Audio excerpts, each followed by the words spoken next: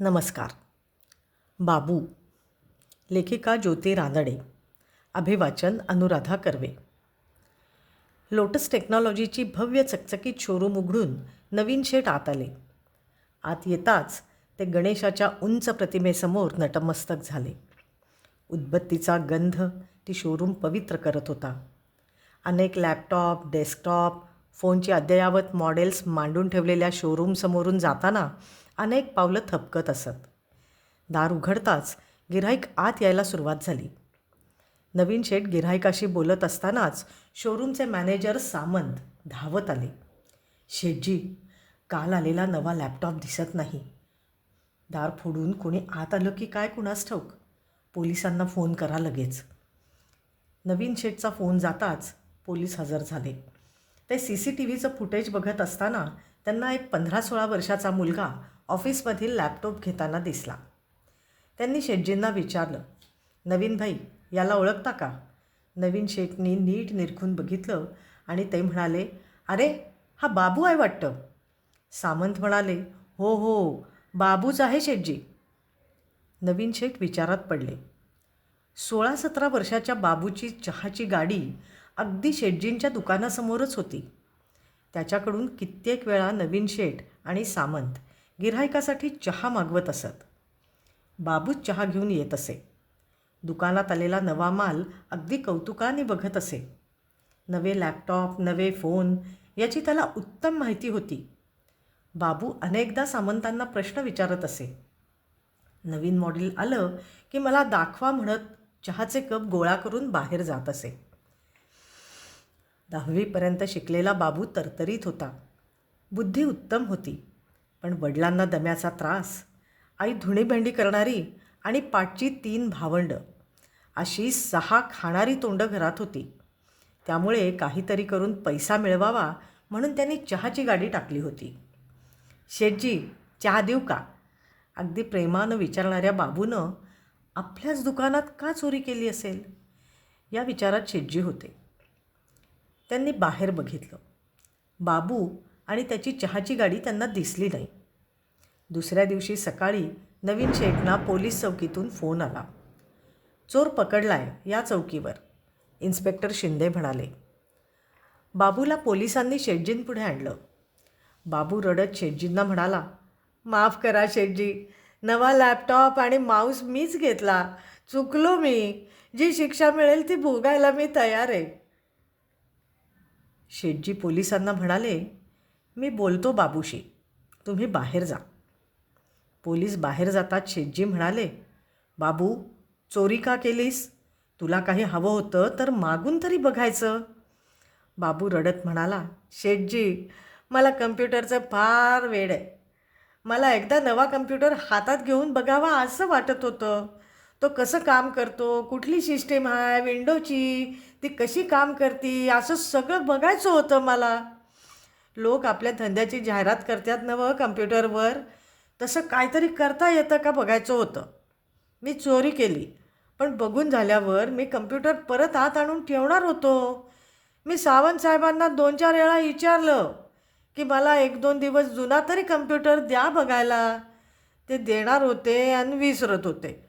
म्हणून मला अशी दुर्बुद्धी झाली. माफ करा शेठजी, मला माफ करा. नवीन शेठच्या डोळ्यापुढे एक वेगळाच प्रसंग तरळत होता. एक लहान 12-13 वर्षाचा मुलगा साडीच्या दुकानातील माल कौतुकाने बघत एकदा उभा होता. तो मुलगा दुकानचं कामकाज कसं चालतं बघायला कुतूहलाने आत आला होता. दुकानात आलेल्या नव्या साड्यातील एक भरजरी अबोली रंगाची साडी हातात घेऊन आपली आई त्या साडीत किती छान दिसेल या स्वप्नरंजनात असताना मॅनेजरनं त्याची मान पकडली आणि पोलिसांच्या हवाली केलं. चोरी न करता त्यानं पोलिसांचा मार खाल्ला होता. तुरुंगात 4 दिवस घालवले होते. पोलिसांच्या मारानं पडलेल्या वळांपेक्षा आईचे भरून आलेले डोळे बघून झालेल्या यातनांनी तो जास्त कळवळला होता. बाहेर पडल्यावर चोर म्हणून हिणवणाऱ्या गावातून तो आणि त्याची आई बाहेर पडून जवळच्या शहरात आले होते. उत्सुकतेला चोरी म्हणणाऱ्या जगाला त्याला काही दाखवून द्यायचं होतं. आईनं दिलेलं स्त्रीधन विकून त्यांना एक छोटा गाळा घेऊन तिथं दुकान टाकलं होतं आणि प्रयत्नांची शिकस्त करून आज एवढी मोठी शोरूम चालवणाऱ्या नवीन शेठना त्यांचा सारा संघर्ष डोळ्यापुढे झर झर जाताना दिसत होता. बाबू समोर गयावया करत उभा होता. शेठजी, माफ करा, विश्वास ठेवा ना माझ्यावर. मी कम्प्युटर परत आत आणून ठेवणार होतो. हे लेटेस्ट मॉडेल आलं आहे असं कळलं रावलंच नाही मला. काल मी लोटस टेक्नॉलॉजी अँड रिपेअर्स केलेलं पेज तरी बघा ना तुम्ही. पोलीस घाईनं आले आणि बाबूच्या खांद्याला धरून त्याला आत नेणार तेवढ्यात नवीन शेठ ओरडले, सोडा, सोडा त्याला, सोडा, बाबूला सोडा. शेवटचं शेठजींचं वाक्य ऐकताच बाबूच्या डोळ्यात आशा आणि अश्रू एकत्र झाले. तो ओढलेल्या शर्टची बाही सरळ करत शेठजींकडे बघू लागला. शेठजी म्हणाले, बाबू, माझ्या दुकानात काम करशील? करतो साहेब. मला शिक्षण नाही, पण मला खूप माहिती आहे कॉम्प्युटरमधलं. बाबू आजीजीनं म्हणाला. माहीत आहे मला. ये उद्यापासून कामाला. शिंदेसाहेब, मला बाबूवर खटला भरायचा नाही. शिंदे नाराजीनं म्हणाले, अहो शेठजी, असं सोडू नका. ही मुलं अशीच रडारड करून सुटतात आणि परत चोऱ्या करतात. शेठजींनी हात जोडले. ते म्हणाले, शिंदेसाहेब, जशी गुन्हा सिद्ध झाल्याविना शिक्षा द्यायची नसते, तसंच गुन्ह्याचं कारण समजल्यावर त्याला माणुसकीचे निकष लावून विचार करावा की हा गुन्हा का घडला. एक आयुष्य तुरुंगात जाऊन बर्बाद होऊ शकतं. 6 माणसांचं घर चालवतो हा मुलगा. 16 वर्षाचं वय आहे त्याचं. या वयाच्या सगळ्या मुलांना जशी टेक्नॉलॉजीची ओढ आहे तशीच ओढ यालाही आहे. चूक झाली आहे, पण त्याचं वेगळं प्रायश्चित्त त्यानं करावं असं मला वाटतं. ते बाबूला घेऊन बाहेर पडले आणि दुकानात आले. रस्त्यावरील एका गुंड पुढाऱ्याचा फोटो बघताना त्यांच्या मनात आलं, या जगात नेहमी मोठे चोर सुटतात आणि छोटे चोर मात्र पकडले जातात. सामंतांनी बाबूला निळा शर्ट आणि काळी पॅन्ट दिली. बाबू उत्साहाने तो युनिफॉर्म घालून आला. नवीन शेठ म्हणाले, बाबूराव, इथे काम केलंस तर मला चहा कोण देणार? असं कर, चहाची गाडीच आत आणू. पलीकडच्या खोलीत छानसा कॅफे बनवू. तिथे चहा कॉफी पण बनवशील ना? बाबूनं होय अशी अत्यंत समाधानाने मान हलवली. बाबू झालेल्या चुकीचं प्रायश्चित्त मात्र घेतलं पाहिजे बरं का.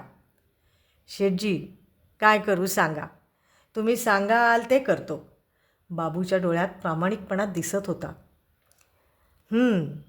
त्या गजाननासमोर उभा राहून त्याची मनापासून माफी माग, शेठजी म्हणाले. बाबू गजाननासमोर हात जोडून उभा राहिला. नवीन शेठनी बाबूंनी तयार केलेलं लोटस टेक्नॉलॉजी अँड रिपेअर्स हे पेज बघितलं. बाबूनं बनवलेलं उत्कृष्ट वेब पेज बघून शेठजींनी स्मित केलं. त्यांच्या डोळ्यासमोर बाबूची काही वर्षांनी उभी राहणारी शोरूम होती, कदाचित त्यांच्या शोरूमला देखील टक्कर देणारी. पण त्याला असा यशस्वी झालेला बघण्यासाठी लागेल ती सारी मदत ते करणार होते. कारण चुकतो तोच माणूस असतो आणि काही वेळा माफीच शिक्षेपेक्षा जास्त प्रभावी असते.